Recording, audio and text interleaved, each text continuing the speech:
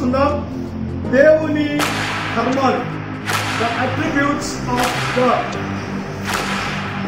The attributes of God అనగా దేవుని యొక్క గుణలక్షణాలను మనము అర్థం చేసుకుందాం. So will see the definition. ఇంగ్లీష్లో జనరల్గా అట్రిబ్యూట్స్ అనే మాట దేవుని గురించి వివరించేటప్పుడు చాలా సాధారణంగా వాడబడినటువంటి మాట అది. అట్రిబ్యూట్ అంటే తెలుగులో చాలా అర్థాలు ఉన్నాయి. లక్షణము, గుణము, ధర్మము, విశేషణము, ఆరోపించుట, ఆపాదించుట, ఇలాగా అనేక అర్థాల్లో ఈ యొక్క అట్రిబ్యూట్ అనే మాట వాడుతూ ఉన్నాం. సో నేను మనకు తెలుగులో చక్కగా అన్ని రకాలుగా అర్థం కావడానికి ధర్మము అనే మాటను నేను చూస్ చేశాను. ఉన్నటువంటి అన్ని తెలుగు వాటల్లో ధర్మము అనే మాటను నేను చూస్ చేశాను. ధర్మం అనే పదము మిగిలిన అన్ని అర్థాలు కలిపి నిర్వచిస్తుందనే అభిప్రాయంతో ధర్మం అనే మాటను నేను అట్రిబ్యూట్కి వాడుకుంటున్నాను. దేవుని యొక్క ధర్మం లేదా దేవుని యొక్క లక్షణం, దేవుని యొక్క గుణం. So the essence of God or the substance of God, ఇది మనం ఇక్కడ చూడబోతూ ఉన్నాం. సో మనం దేవునిని ఏమని నిర్వచించగలం? How can we define? దేవుడు అంటే ఎవరు?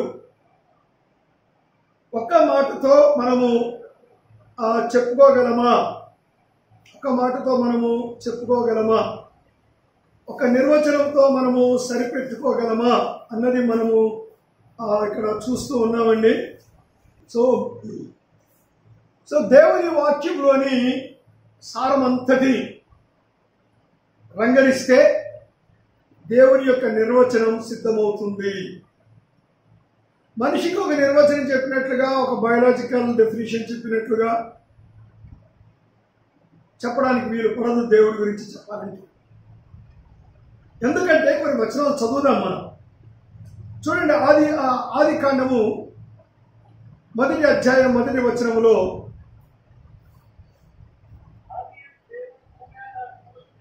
చాలు.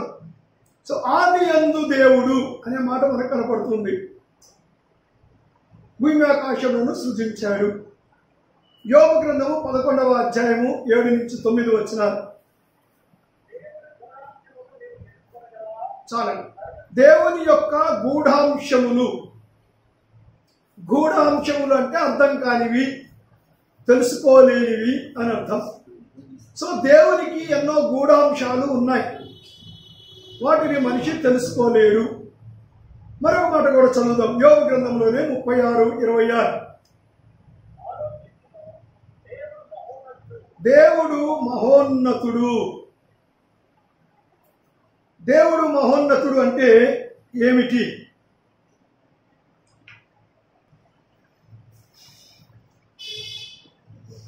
సో యోబు గ్రంథము 37:5 వచనం చూద్దాం.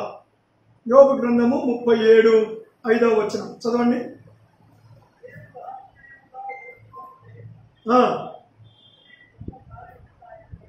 సో మనము గ్రహింపలేని కార్యములు, గ్రహింపలేని అనే మాట మనం చదువుతున్నాం.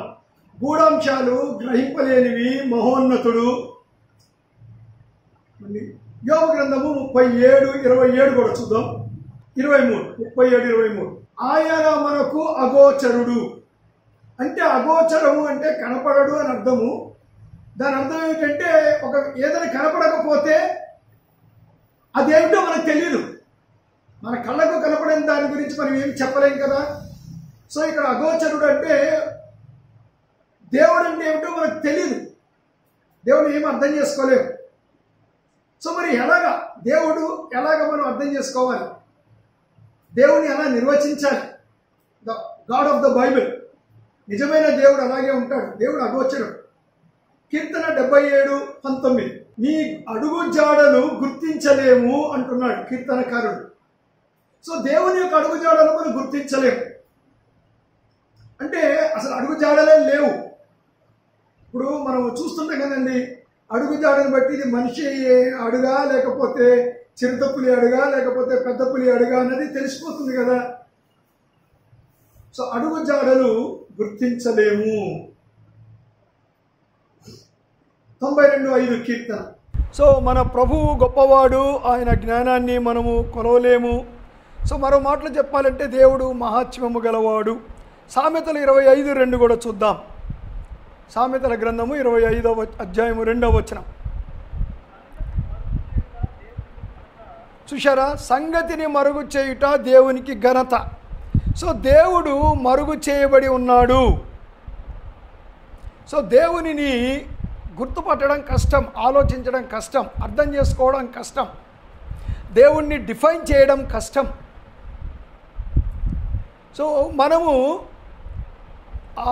అంత పెద్ద దేవుణ్ణి మానవుని యొక్క ఫ్రేమ్లోనికి తేవడము అసాధ్యమైన సంగతి, అసంభవమైన సంగతి. సో దేవుణ్ణి ఎలా అర్థం చేసుకోవాలి? మరికొన్ని మాటలు చూద్దాం. చూడండి, యెషయా 40వ అధ్యాయము 28వ వచనం.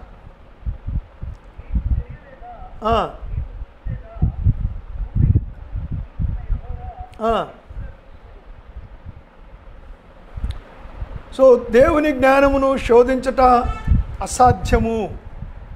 అలాగే మరికొన్ని వచనాలు చదువుదాం. మత్తయి సువార్త 11వ అధ్యాయము 2వ వచనం. ఎవడునూ తండ్రిని ఎరుగడు. ఇక్కడ తండ్రి అంటే దేవుడు. కృత నిబంధనలో తండ్రి అనే మాట దేవుడికి ఇవ్వబడిందని చాలాసార్లు చెప్పుకున్నా. 11వ అధ్యాయము రోమపత్రిక 33వ వచనం. శోధింప నశక్యము అంటే దేవుణ్ణి మనము శోధించడం అంటే తెలుసుకోవడం అని అర్థం అండి. శోధించడం అంటే తెలుసుకోవడం అని అర్థం. సో దేవుణ్ణి తెలుసుకోవడము అసాధ్యము అనే మాట మనం ఇక్కడ చదువుతూ ఉన్నాం. సో అందుకని దేవునిని ఏమని నిర్వచించగలం? That is the question now. What is the definition of God? So అందుకే మనం బైబిల్ దగ్గరికి వెళ్ళినప్పుడు దేవుడు తనను గూర్చి తానే బైబిల్ గ్రంథమందు విపులంగా బయలుపరుచుకున్నాడు. సో దేవుడు అనే ఈ పదాన్ని ఎలా నిర్వచించగలం? ఉదాహరణకి ఉష్ణము లేదా కాంతి. ఏమండి, ఉష్ణాన్ని ఎలా నిర్వచిస్తాం? How can you define heat? అండి, లైట్ ఉంది. కాంతిని ఎలా నిర్వచించగలం? How can you define light? ఏమండి, అంటే హీట్ని లేదా ఉష్ణాన్ని మనం డిఫైన్ చేయలేం. ఉష్ణం అంటే ఏమిటి? ఉష్ణాన్ని ఎలా అర్థం చేసుకోవాలి? ఉష్ణం అంటే ఉష్ణము యొక్క లక్షణాలను మనం అర్థం చేసుకుంటే ఉష్ణాన్ని అర్థం చేసుకున్నట్టు. లైట్ని ఎలా డిఫైన్ చేయగలం? You can't define in one single statement or 2 or 3 statements. లైట్ని డిఫైన్ చేయాలంటే లైట్ యొక్క క్యారెక్టర్సే లైట్ యొక్క డెఫినిషన్. అలాగే దేవుణ్ణి అర్థం చేసుకోవాలంటే దేవుని యొక్క క్యారెక్టర్సే దేవుని యొక్క డెఫినిషన్ అనే మాటలు మనము గుర్తించాలి. అలాగే మానవుని ఎలా నిర్వచిస్తాం? మానవుని యొక్క ధర్మమే, మానవుని యొక్క గుణలక్షణాలే మానవుని యొక్క నిర్వచనం. కనుక దేవునిని నిర్వచించాలి అంటే బైబిల్ అంతటిని రంగరించాలి. అందుకే కొద్దిమంది కొన్ని ప్రశ్నలు అడుగుతుంటే జవాబు చెప్పడం కష్టమవుతుంది. కారణం ఏంటంటే చాలా చెప్పాలి. చాలా చెప్తే తప్ప ఒక వ్యక్తి అడిగే ప్రశ్నకు జవాబు రాదు. అంత చెప్పడానికి లేదా అతనికి వినడానికి టైం ఉందా? లేదు. వెంటనే జవాబు కావాలంటారు. ఇంపాసిబుల్. సో దేవుని ధర్మాలను లేదా విశిష్ట లక్షణాలను అర్థం చేసుకోగలిగితే బైబిల్ దేవుణ్ణి మనము అర్థం చేసుకోగలము. నౌ విల్ గో టు దేవుని యొక్క ధర్మాల దగ్గరికి వెళ్దాం. క్లుప్తంగా వాటిని చూద్దామండి. నేను సుమారుగా అరౌండ్ 38 క్యారెక్టర్స్ నేను ఎన్యూమరేట్ చేశాను. Almost 38 characters.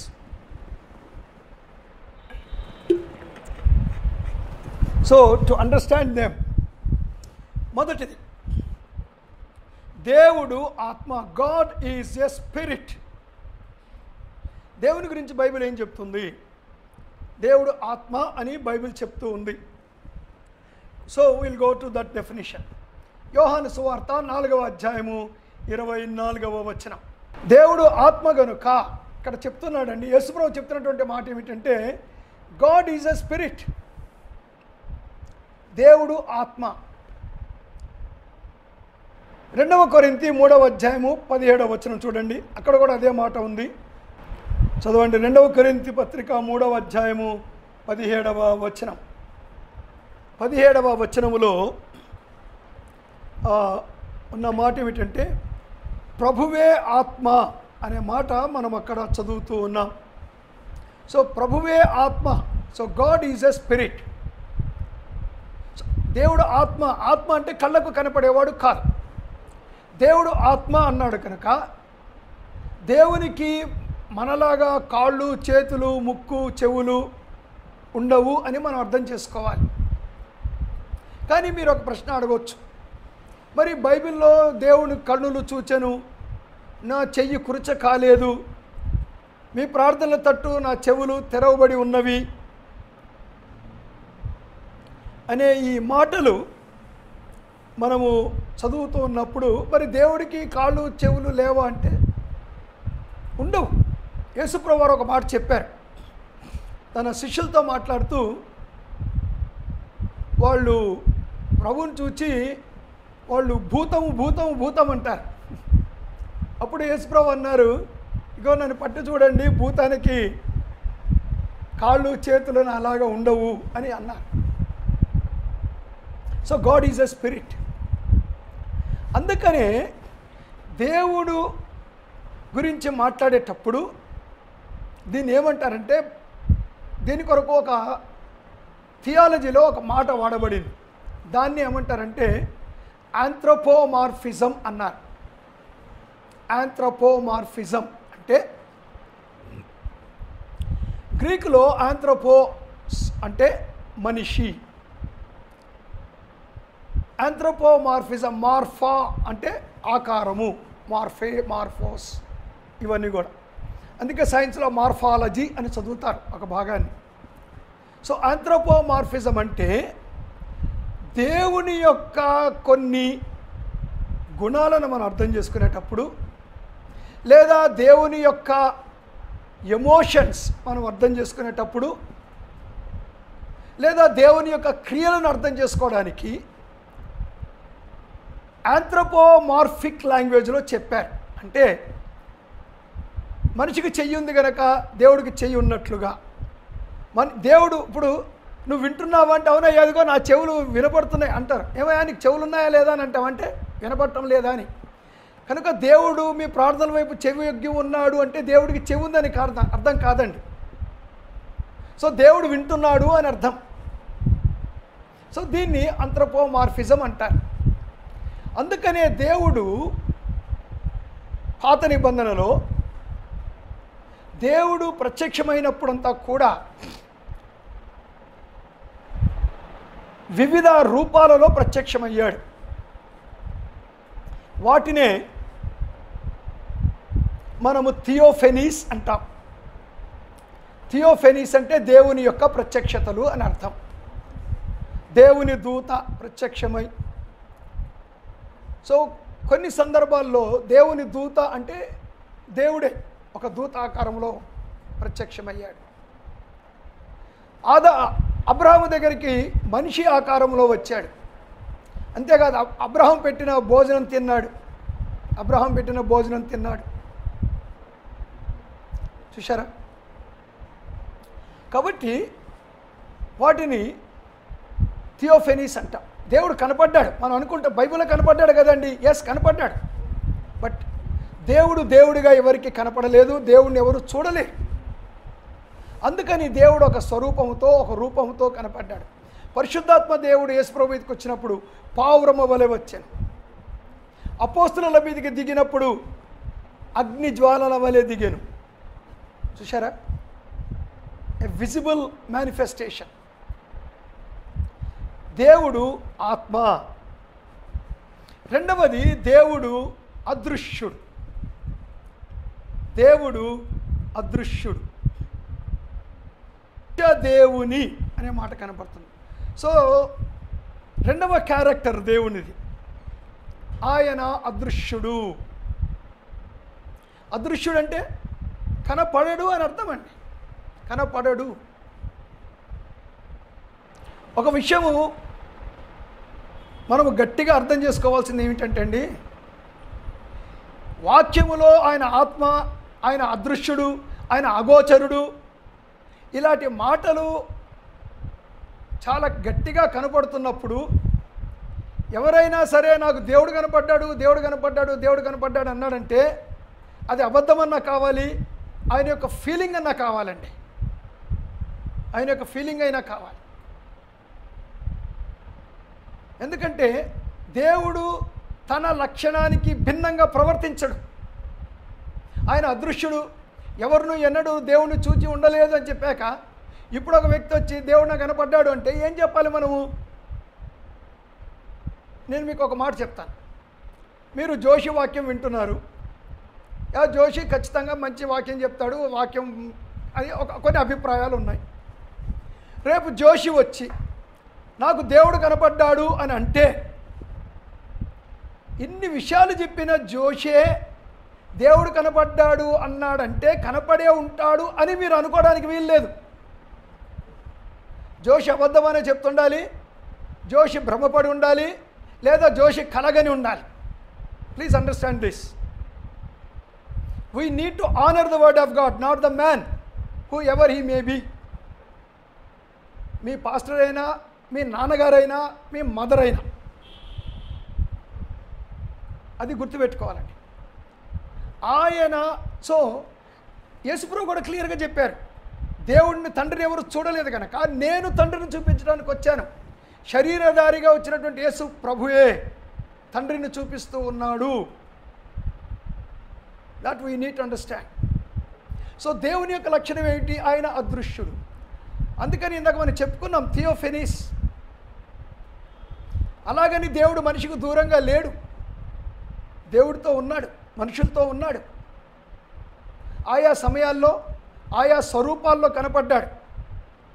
దేవుడు అదృశ్యుడు గనుక, దేవుడు ఆత్మ గనుక దేవుడు తన రూపములో ఏ బొమ్మను చేసుకోవద్దని చెప్పింది. అందుకే భూమి మీద కానీ, ఆకాశంలో కానీ, నీళ్ళల్లో కానీ దేని రూపాన్ని కూడా మీరు నాకు ఇవ్వకండి, బికాస్ ఐ డోంట్ హ్యావ్ రూపము.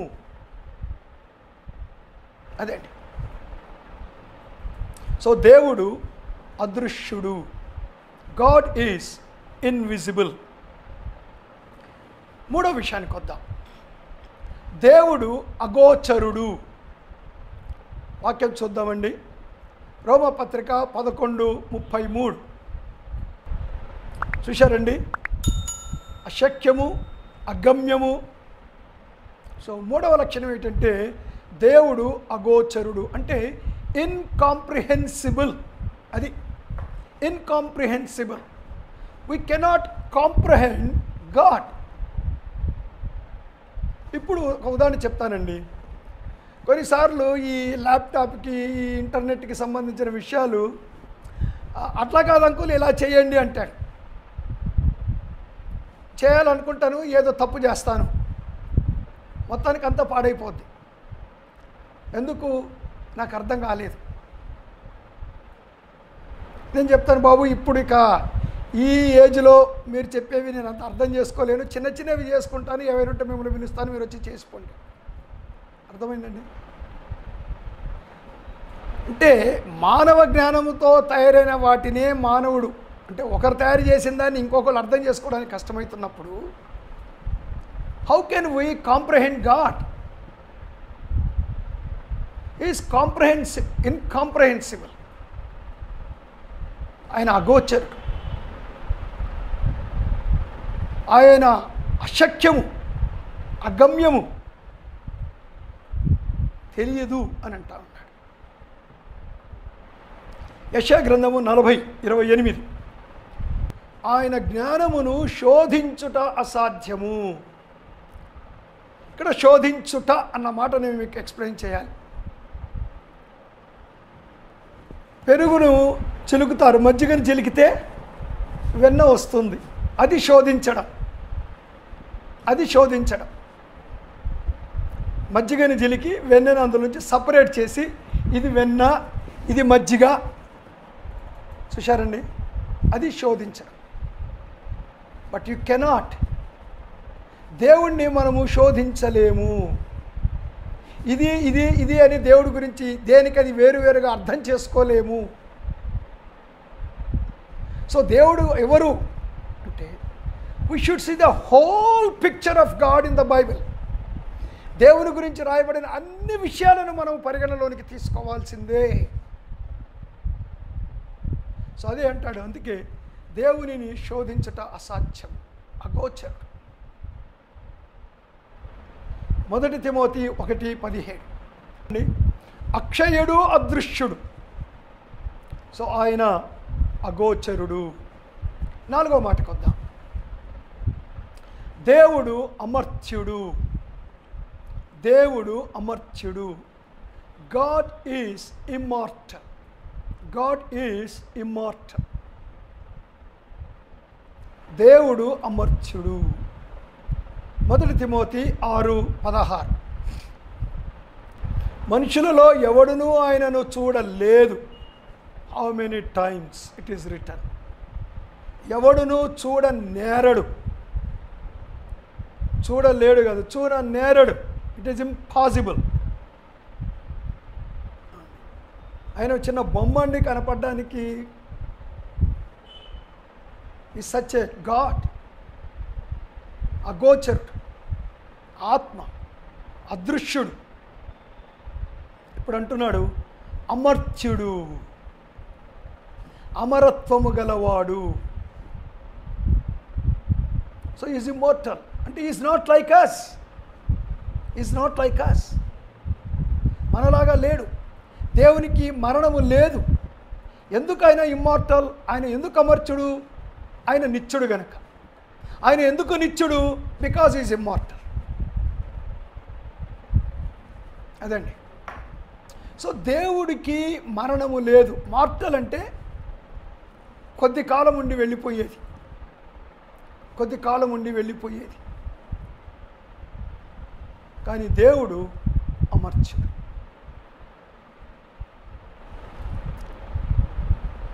ఐదవది, దేవుడు అక్షయుడు. God is incorruptible. God is incorruptible. దేవుడు అక్షయుడు అంటే ఇప్పుడు ఒక దీన్ని తీసుకున్నాం అనుకోండి, దీన్ని మనం పాడు చేయవచ్చు. ఎలాగా? నలిపేయచ్చు. కాలిస్తే బూడిదైపోతుంది. అంటే ఈ బుక్కు బూడిద ఫామ్లోకి మారిపోయింది. అది అక్షయత. కాల్చలేవు, నశింప చేయలేవు, మార్చలేవు. ఏమండి? మార్చలేవు, కాల్చలేవు, ఇంకొక రూపానికి దానిని కన్వర్ట్ చేయలేవు, మార్చలేవు. అది అక్షయత. సో రోమపత్రిక 1:23 మార్చిరి. చూశారా వర్డ్ ఇక్కడ? మార్చిరి అంటే మనుషుల రూపానికి మార్చారు, పక్షుల రూపానికి మార్చేశారు, 4 కాళ్ళ జంతువుల రూపానికి మార్చేశారు, పురుగుల రూపానికి మార్చేశారు, చివరికి రాయి రూపానికి మార్చేశారు. అక్షయుడు. You cannot corrupt him. You can't corrupt God. దేవుణ్ణి క్షయం చేయలేము, దేవుణ్ణి ఆకారం మార్చలేము, దేవుణ్ణి నశింప చేయలేము. సో మన ఇష్టం వచ్చినట్టుగా దేవుడు ఉండడండి. అది ఒక దేవుడు మన ఇష్టం వచ్చినట్టుగా ఉండడు. మన ఇష్టం వచ్చినట్టుగా దేవుడు మనం తయారు చేసుకున్న దేవుడు. ఒక విషయం మీరు గమనిస్తే ఈ రోజుల్లో టీవీలో కొద్దిమంది ప్రసంగికులు, కొద్దిమంది అనడం కన్నా చాలామంది, they are preaching their own Jesus. They are not preaching the Jesus of the Bible. వాళ్ళు ఒక మూస తయారు చేసుకొని they have put God into that and presenting that God. కాదండి, నాట్ పాసిబుల్. Is incorruptible. దేవుడు అక్షయుడు, దేవుడు నిత్యుడు, దేవుడు నిత్యుడు. God is eternal. ద్వితీయోపదేశ కాండము 33:27. శాశ్వతుడగు దేవుడు, దేవుడు శాశ్వతమైనటువంటి వాడు. ప్రకటన గ్రంథము 4వ అధ్యాయం 8-10 వచనాలు చదువుదాం. వర్తమాన భవిష్యత్ కాలములలో ఉన్న దేవుడు. బాగా గమనించండి, భూత వర్తమాన భవిష్యత్ కాలములలో ఉండు దేవుడు. స్టేట్మెంట్ ఏంటండి? భూతకాలములో ఉండిన దేవుడు, వర్తమాన కాలములో ఉండే దేవుడు, భవిష్యత్ కాలములో ఉండబోయే దేవుడు. అది కదా, భూతకాలములో ఉన్నాను, వర్తకాలములో అంటే I was, I am, I will be, I'm going to be. కానీ ఇక్కడ ఏముంది? భూతకాలములో, వర్తమాన కాలములో, భవిష్యత్ కాలములో ఉన్నాడు.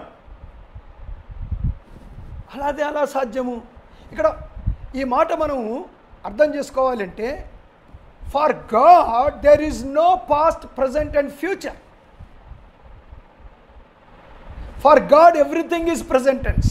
ఒక మాటలో చెప్పాలంటే, for God everything is present tense. There is no past tense, no future tense. That is called eternality. That is called eternity.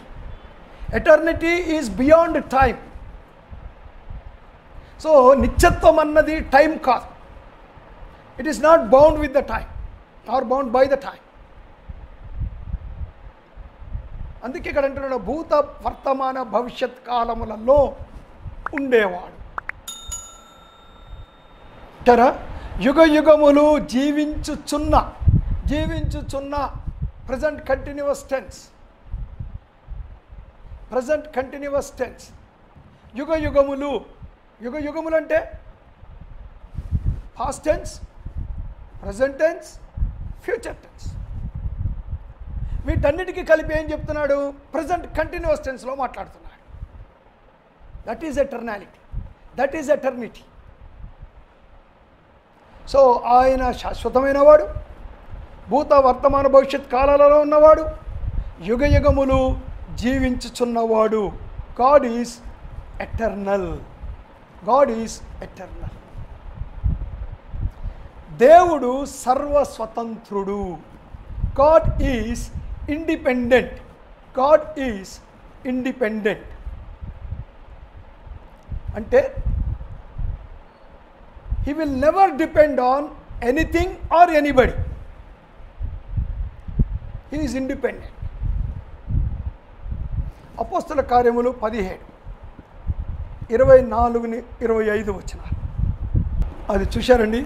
తనకు ఏమైనను కొదువై ఉన్నట్టు, నోట్ దట్ పాయింట్, తనకు ఏమైనను కొదువై ఉన్నట్టు. చూశారా? ఆయనకి ఏది కొదవలేదు. ఏ రకంగా జ్ఞానము కొదవలేదు, బలము కొదవలేదు, అధికారము కొదవలేదు, ప్రభుత్వం కొదవలేదు. ఆయనకే కొదవలేదు. అంతేకాదు, సమస్త జగత్తును, అందరి సమస్తమును నిర్మించిన దేవుడు తానే ఆకాశమునకు భూమికిని ప్రభువై ఉన్నందున. సో దేవుడు సర్వస్వతంత్రుడు. He is independent. He is independent. దేవుడు దేని మీద ఆధారపడేవాడు కాదు, ఎవరి మీద ఆధారపడేవాడు కాదు. అందుకే అంటాడు, ఆయనకు ఆలోచన చెప్పగలవాడు ఎవడు? అవసరం లేదు. ఆయనకు ఎవరు ఆలోచన చెప్పే అవసరం లేదు దేవునికి. He doesn't need anybody's counsel. It doesn't need anybody's advice, plan, programme, help. ఇవేవి కూడా దేవునికి అవసరము లేదు. Many people try to help God అండి. Many people they try to help God. దేవునికి ఏదో హెల్ప్ చేద్దాం అనుకుంటారు. Impossible. You cannot help. He is independent. ఆయన సర్వ స్వతంత్రుడు.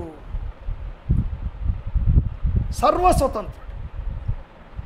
సర్వములో, ఇక్కడ సర్వము అంటే టైం కావచ్చు, మ్యాటర్ కావచ్చు, అర్థమైందండి, స్పేస్ కావచ్చు. సర్వములో space, matter and time, beyond it he is independent. ఆయన సర్వస్వతంత్రుడు.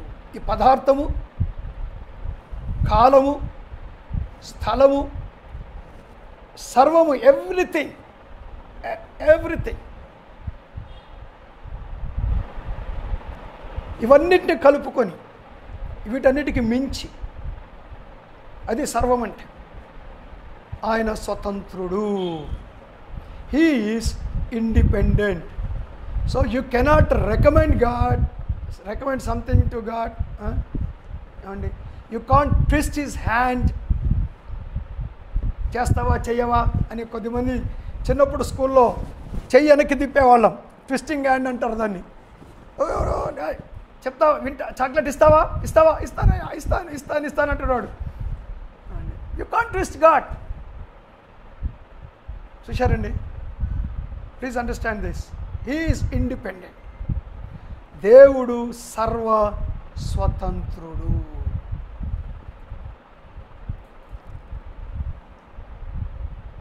So I think we will stop here because it's almost 11 o'clock. దేవుడు నిర్వికారుడు, ఇమ్యూటబుల్, ఇవన్నీ కూడా మనము రేపు మళ్ళీ కొన్ని దెర్ ఆర్ ఆల్మోస్ట్ 38 క్వాలిటీస్ ఉన్నాయి. నెమ్మదిగా అర్థం చేసుకుందాం. ఇప్పుడు మీకు ఎక్కువ ప్రశ్నలు రాకపోవచ్చు, కానీ ఇక ముందు నేను ఇమ్యూటబిలిటీ, సావెర్నిటీ, సర్వశక్తిమంతు ఇలాంటి చెప్పినప్పుడు మీకు క్వశ్చన్స్ వస్తాయి. కొంత టైం తీసుకోవాల్సి వస్తుంది. We can stop here and now we go for question answer time.